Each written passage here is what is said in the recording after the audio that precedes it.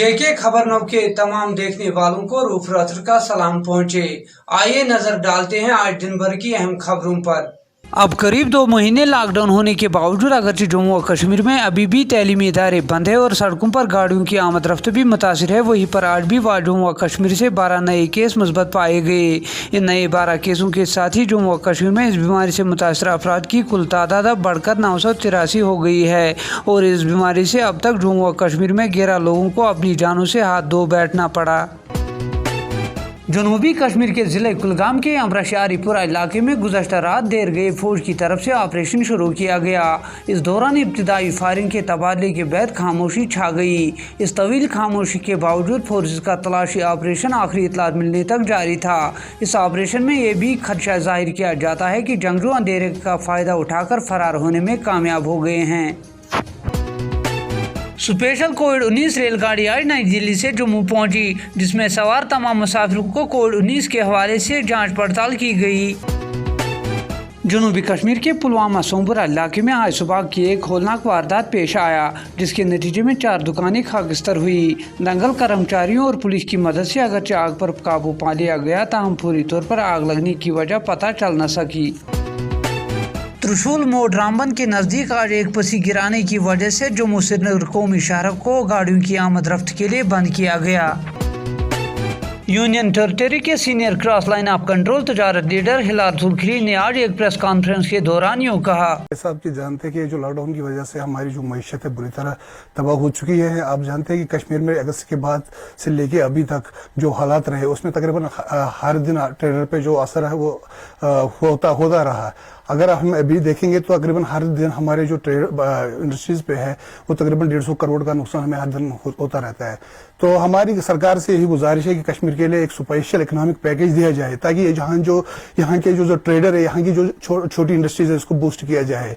और हम ज्यादातर जो निर्भर है आने वाले वक्त में मेरा भी एक सुझाव है सरकार के लिए कि ये जो हमारे जो छोटे छोटे घरेलू जो जहां से हम चीजें बनाते हैं, तो उनके लिए कम से कम सरकार की तरफ से कोई ऐसा पैकेज होना चाहिए ताकि जो घरेलू चीजें जो बन जाए उसकी जो मार्केट है वो यहीं पे हो। और यहाँ खासकर आप जानते हैं कि हमारा जो अभी है ये सीजन है, हमारा फ्रूट्स बहुत बड़ी इंडस्ट्रीज है, उसके लिए भी मैं सरकार से चाहूंगा कि कम से कम एक पैकेज हो जो यहाँ मैशत में जिसकी रीढ़ की हड्डी है। तो अभी जो हमारा सीजन है वो भी चेरी का होने जा रहा है, पीक सीजन है, लॉकडाउन है, चेरी बागों से मार्केट तक मंडी तक उसकी रसाई होनी चाहिए और यहाँ से वो मुल्क के मुख्तलिफ रियासतों तक उनकी रसाई होनी चाहिए। चेरी ऐसी चीज है जो ज्यादातर देर तक टिक नहीं सकती है। तो हम चाहेंगे कि ऐसी बहुत सारी चीजें हैं जिसके ऊपर सरकार गौर करे और कश्मीर के जो ताजिर बरादरी है या उनके लिए और यहाँ की जो इंडस्ट्री उसके लिए एक ऐसा एक पैकेज दे जिससे हम रिव्यू कर सकते हैं। और मेरे ये गुजारिश है सरकार से कि जो लोन है हमारे ऊपर, खासकर ताजिर बरादरी के ऊपर या इंडस्ट्रियल के ऊपर जितने भी लोन है, उसके जो उसका रेशियो है, जो लोन का रेशियो है, तो कम से कम किया। JKNC के नायब सदर डॉक्टर सजाद शफी ने दिल की गहराइयों से जिला इंतजामिया उरी और तिबी अमले का शुक्रिया अदा करते हुए कहा कि इन लोगों की बदौलत उरी कोविड-19 से आज़ाद हो गई। उन्होंने लोगों से अपील करते हुए कहा कि वो इंतजामिया का साथ देकर बाहर के रियासतों से आने वाले लोगों को खोज निकालने में इंतजामिया की मदद करे। उरी और बुनियार की आवाम के बीच में मुखातिब हूँ। सबसे पहले मैं आप लोगों को मुबारकबाद पेश करता हूँ कि उरी इस वक्त कोरोना फ्री है। ये आपकी मशक्क़त, आपकी मेहनत, आपकी हमदर्दी अपने लोगों के साथ, अपना प्यार जो आप लोगों ने जताया और जो आप लोगों ने सोशल डिस्टेंसिंग की, जिन जिन लोगों ने उड़ी में कदम रखा, बाहर से आप लोगों ने एडमिनिस्ट्रेशन को बताया और उस बिना पे आज हम कोरोना फ्री हुए हैं। लेकिन हमें बिल्कुल एहतियात रखनी है, एहतियात करनी है और ये नहीं सोचना है कि हम कोरोना फ्री हो चुके हैं। हमें आगे भी सोशल डिस्टेंसिंग रखनी है। और जो हमारे मजदूर तबका, ख़ास तौर पे लेबर तबका जो बैरूनी रियासत में काम काज के लिए गया था वो वापस आ चुका है। उसमें कई लोग क्वारंटाइन हो चुके हैं, कई लोगों को हमने घर में पहुंचाया है। और एक बहुत बड़ी खेद जो है मजदूरों की उत्तराखंड से, दिल्ली से, देहरादून से, वाराणसी से और जम्मू से और कई इलाकों से जो है सहारनपुर से आने वाली है। हमें उनको भी क्वारंटाइन करना है, उनको भी हमने क्वारंटाइन सेंटरों में पहुंचाना है ताकि उनके टेस्ट किए जाएं और जो नेगेटिव निकले वो अपने घरों में जाके सेल्फ क्वारंटाइन करें। ज़िले तरक्याती कमिश्नर शुपियाँ चौधरी मोहम्मद यासीन ने आज शुपियाँ ज़िले के मुख्तलिफ इलाकों का दौरा किया। इस दौरान उन्होंने ज़िले के इलाकों में MD नरेगा स्कीम के तहत काम के हवाले से जानकारी हासिल की। आज मैंने यहाँ हमारे ज़िला शोपियान की रूरल डेवलपमेंट टीम के साथ पंचायत चकूरा ब्लॉक हरमैन का दौरा किया। हमने रिसेंटली हमारे यहाँ के सारे मनरेगा और 14th FC के काम रिज्यूम करवाए हैं और उसी सिलसिले में मैं यहाँ इंस्पेक्शन करने आया हूँ। हमारी उम्मीद ये है कि लॉकडाउन के चलते हुए थोड़ा बहुत हम काम रिज्यूम करवाएं लोकल लेवल पे, ताकि रूरल इकॉनमी वापस बूस्ट हो सके। अब शोपियाँ में हमारे केसेस भी स्टेबलाइज हो चुके हैं। 5 दिन से कोई भी हमारा लोकल केस नहीं आया है। तो हमारी एम होगी कि हम लोगों को अपने वापस जम्मू व कश्मीर किसान तहरीक ने सरकार से मुतालबा करते हुए कहा कि वो कोरोना के वबाल से आगे लड़ने वालों को 5% GDP मख्तस करे। उन्होंने इस बात पर भी जोर दिया कि तमाम शहरियों को मुफ्त इलाज किया जाए। दरअसल सारे मुल्क में मुख्तलिफ ट्रेड यूनियनें, मजदूर तंजीमें और किसान तंजीमें हर लेवल पर ये जो कोरोना वायरस के खिलाफ फ्रंटलाइन वॉरियर्स हैं उनकी सॉलिडेरिटी के सिलसिले में मनाया जा रहा है।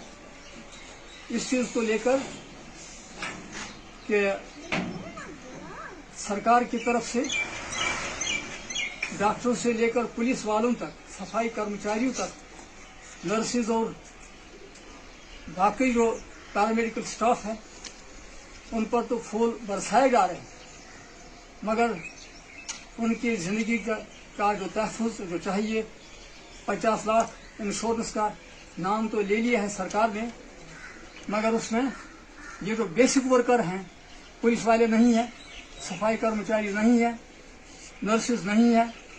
आज ये डेमॉन्स्ट्रेट जो हम कर रहे हैं मुख्तलिफ तंजीमें, इसी चीज़ को लेकर कि ये जो फ्रंटलाइन वॉरियर्स हैं उन्हें तहफ़्फ़ुज़ चाहिए, उन्हें सबको इंश्योरेंस चाहिए। और उसके अलावा इस दौरान जो वो ये ड्यूटी दे रहे हैं आज, उन्हें 25,000 रुपये मंथली इंसेंटिव मिलना चाहिए। उसके साथ साथ आपका खैर मकदम में मैं हूँ आपका मेज़बान रईस वानी। इस वक्त हम बराह रास्त 1-to-1 करेंगे। अगर हम बात करें यहाँ पे बीजेपी की जो वाइस प्रेसिडेंट है सोफी यूसुफ की, उनसे हम बात करने की कोशिश करेंगे। इन्होंने जब से यहाँ पे लॉकडाउन शुरू हुआ वो अपनी कॉन्स्टिट्यूंसी के अलावा भी हर जगह ये पहुँचे और इन्होंने चाहे हम हॉस्पिटल की बात करें या अपनी कॉन्स्टिट्यूंसी की बात करें या म्यूनसिपल कमेटी की बात करें, और ख़ासकर जो है मीडिया कर्मी, जो मीडिया जो पर्सन है उन तक पे अप्रिसिएशन इन्होंने हाल ही में दिया है। जो ग्राउंड में जिन्होंने अच्छा काम किया है इस लॉकडाउन के दौरान, सीधे लिए चलते हैं इनके पास और मजीद इनकी क्या जो होगा कार्रवाई होगी और क्या क्या इन्होंने किया है, सीधे लिए चलते हैं इनसे जो है आप तक सुनाने की कोशिश करेंगे। सोफी साहब, आपका खैर मकदम है JK खबरनामा में पहली बार हम 1-to-1 आ रहे हैं आपके साथ। तो आप हमें ये बताइए कि आपने जितने भी यहाँ पे काम किए हमारे व्यूअर्स तक आप पहुँचाए और मजीद आपका क्या प्रोग्राम रहेगा वो भी आप बताएं। देखिए, ये एक महामारी जो चीन ने फैलाई है जी, जिस वजह से हमारा देश भी इसमें इन्वॉल्व हुआ जी जी, उसके बाद हमारे honourable prime minister Narendra Modi ने एक बहुत बड़ी पहल की जी जिस वजह से हमारा देश कुछ हद तक बच गया। जी, आज तीसरा लॉकडाउन जब नरेंद्र मोदी जी ने किया, और नरेंद्र मोदी जी ने हमें भारतीय जनता पार्टी के कार्यकर्ताओं को आदेश भी दिया उसके साथ जी, कि इस लॉकडाउन में जो दिन को कमाता है शाम को अपने अयाल को खिलाता है, तो उनका ख्याल रखा जाए, कोई भूखा ना सोए, कोई भूखा रहे ना।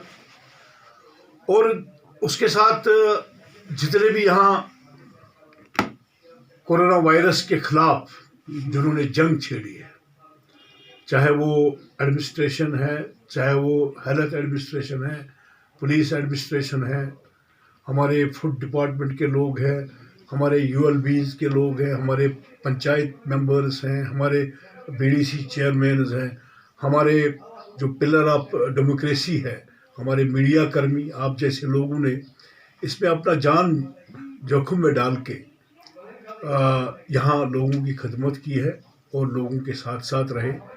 अपने जान की परवाह न करते हुए उन्होंने यहाँ लोगों की जानों को हिफाजत किया है। मैं आपकी वसादत से उन सब को मुबारकबाद देना चाहूँगा। और दूसरा, आपने कहा कि आपने जो इस कोरोना वायरस के खिलाफ लड़ रहे थे और अभी भी लड़ रहे हैं जी, उनको आपने अप्रिसिएशन लेटरें दी हैं। देखिए, वो उसके हकदार थे। जो अपना जान जोखिम में डाल के लोगों की खिदमत करेगा, तो हमारा एक फ़र्ज़ बनता है, दायित्व बनता है कि उनको हम हौसला अफजाई करें। हमने यहाँ सिविल एडमिनिस्ट्रेशन को भी हौसला अफजाई की, हमने यहाँ पुलिस एडमिनिस्ट्रेशन को भी हौसला अफजाई की। जितने भी कोरोना वायरस के ख़िलाफ़ लड़ रहे हैं उनको हमने हौसला अफजाई की। और कल आपने देखा होगा कि यहाँ साउथ कश्मीर का मीडिया जो है, क्योंकि वो मीडिया भी सुबह से लेकर शाम तक लोगों के लोगों के मसले जो है उनको उजागर किया है सरकार के सामने, ताकि यहाँ लोगों को राहत मिले। कल हमने 20-30 मीडिया कर्मी का जो है, जर्नलिस्टों का, उनका इज़्ज़त अफजाई की है। उनको हमने अप्रिसिएशन लेटरें दी हैं जो हमें नरेंद्र मोदी ने हिदायत दी है। मुझे लगता है कि वो एक उससे वो बड़े नहीं होगा, बट हमारा दिल ये कहता है कि नहीं, हम उनके उस मिशन के साथ रहे। और उनको, मीडिया वालों को ये भी लगा कि नहीं, भारतीय जनता पार्टी का कार्यकर्ता ये हमारे साथ है, इस कोरोना वायरस के खिलाफ लड़ रहे हैं। और तीसरा, आपने ये कहा कि आपने जहाँ जहाँ भूखे लोग थे, हमने अपनी जगह पे डोनेट करके बहुत सारे लोगों ने, और फिर हमने उन गरीबों तक पहुंचा दिया। जी, हमारे नरेंद्र मोदी जी का आदेश है, जेपी नड्डा जी का आदेश है, आज मुकद्दस माह रमज़ान का महीना है। जी, इस माह रमज़ान मुकद्दस महीने में कोई बिना सहरी खा के रोज़दार न रहे। और हमने वो किया कि हम उन तक वो राशन पहुंचाते हैं, और ये हमारा अवलीन फ़र्ज़ है। जब तक लॉकडाउन रहेगा तब तक हमारा ये काम जारी है। सभी साहब, यहाँ पे रोकना चाहता हूँ। आपने खुद बोला कि हमने जो यहाँ पे लॉकडाउन चल रहा है, काफ़ी ऐसे भी डिपार्टमेंट्स है। मैं आपको अगर याद दिलाऊं कि यहाँ पे जो है ट्रांसपोर्ट डिपार्टमेंट की अगर बात करें, जो यहाँ के जो सुमो ड्राइवर्स भाई है या कोई और जिनका रोज़गार सिर्फ यही था, तो बदकिस्मती की बात है कि यहाँ अगर हम बात करें, यहाँ पे कैजुअल लेबरर्स की बात करें, जो म्यूनसिपलिटी की बात करें, वो भी सड़कों पे आज देखने को मिले। आप एक जिम्मेदार पार्टी से हो, आप मतलब भारतीय जनता पार्टी केंद्र सरकार, इस बारे में आप आगे क्या करोगे ताकि उनका भी मसला जो है कोई पैकेज? आपने बहुत अच्छी बात कही कि पहले मैं आपको बताना चाहूँगा कि पहले अंत्योदया को सरकार ने राशन वगैरह फ्री दिया था जी। उसके बाद मैंने वीडियो कॉन्फ्रेंस करके अपने जेपी नड्डा जी के साथ, डॉक्टर जितेंद्र सिंह के साथ, BL संतोष के साथ, डॉक्टर जैन के साथ, बहुत सारे राम माधव जी के साथ जी, हमने बात की। हमने कहा कि नहीं, APL BPL को भी होना चाहिए जी, क्योंकि यहाँ 5 अगस्त के लेके आज तक लॉकडाउन ही चल रहा है। और कल मैंने देखा, जो आपने अभी बात कही, कल मैंने देखा जो हमारे वाकई में कोरोना वायरस है, जो हमारे स्वीपर कर्मचारी हैं, जो म्यूनसिपल कम्युनिटी के लोग हैं, उनको अभी तनख्वाह नहीं मिली है। कल मैंने देखा कि बहुत सारे लोगों ने प्रोटेस्ट किया है उसके खिलाफ कि हमें 4 महीने का तनख्वाह वागुजार नहीं हुआ। और मैंने कल शाम को ही अपने CS से बात की है। मैंने कहा कहीं से भी, जहाँ से भी आपको करना पड़ेगा, इन कर्मचारियों को अपनी सैलरी मिलनी चाहिए। कैजुअल लेबरर्स का तो मिल रहा है। हमने कैजुअल लेबरर्स जितने भी यहाँ पे हैं, चाहे वो फॉरेस्ट डिपार्टमेंट के हैं, चाहे वो बिजली डिपार्टमेंट के हैं, उनको अपने वेजेस आ गए हैं, उनको मिल रहा है। अलबत्ता ये जो स्वीपर है, जो हमारे सफाई कर्मचारी, उनको भी मुझे लगता है कि मैंने बात जो करी है, CS से भी बात की है, और मैं LG गिरीश चंद्र मरमू जी से बात करूंगा कि इनका जो है जल्द से जल्द सैलरी। सर, आप पहलगाम से बिलोंग करते हैं, आपको कॉन्स्टिट्यूंसी भी पहलगाम पड़ती है।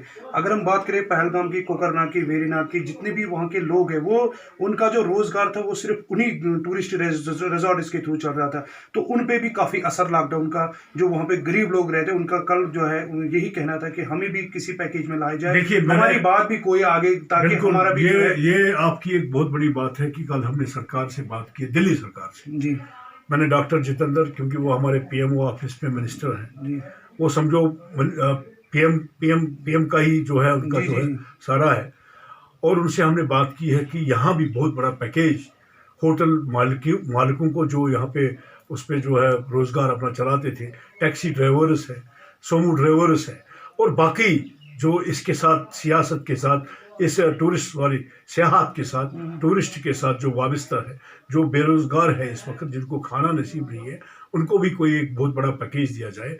और कल ही हमारे एक स्पोक्समैन ने ऐलान कर दिया, आपने देखा होगा मीडिया में आया, उसने कहा कि हम कश्मीर के उन होटल मालिकों को, टैक्सी ड्राइवरों को और बाकी जो इस सेहत के साथ जुड़े हुए लोग हैं उनको हम मुआवजा देंगे।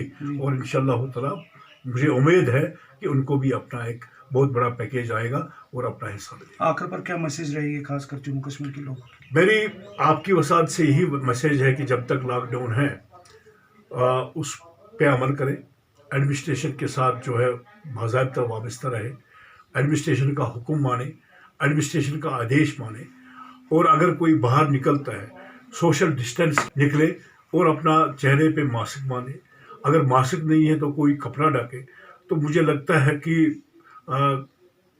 एक बहुत बड़ी खुशी की बात है कि कश्मीर के लोग जो आज माह रमज़ान का मुक़द्दस महीना है, उनको मैं मुबारकबाद देना चाहूँगा कि जुमा नमाज भी वो मस्जिदों में नहीं पढ़ते और तरावी भी नहीं पढ़ते, अपने घरों में पढ़ते हैं। तो इसके लिए मैं एक बार वो फिर मुबारक के हकदार हैं। बाकी इंशाअल्लाह ताला जब जान रहेगी तो माह रमज़ान दोबारा आएगा, तब हम उसकी जो है उसमें इबादत करेंगे। मुझे लगता है कि यहाँ के लोग जो है, यहाँ का आवाम जो है बाशऊर है, उनको पता है कि ये महामारी जो है इससे दूर रहना ही चाहिए, उसको ख़त्म करना चाहिए। और मुझे उम्मीद है कि यहाँ के लोग इसको यहाँ से भगा देंगे। आपका बहुत बहुत शुक्रिया। ये थे हमारे साथ सोफी यूसुफ, जो कि भारतीय जनता पार्टी के वाइस प्रेसिडेंट। आपने खुद सुना उनका क्या कहना। आखिर पर उनका ये भी पैगाम है कि लॉकडाउन का जो वो पालन करे जिस तरीके से आज तक करते रहे।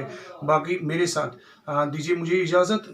JK खबर 9 के लिए रईस वानी, अनंतनाग। इसके साथ ही दीजिए अपने मेजबान को कल तक के लिए इजाजत। आप जहां भी रहे खुश रहे, सलामत रहे और हमारी YouTube चैनल और Facebook पेज लाइक करना ना भूलिए।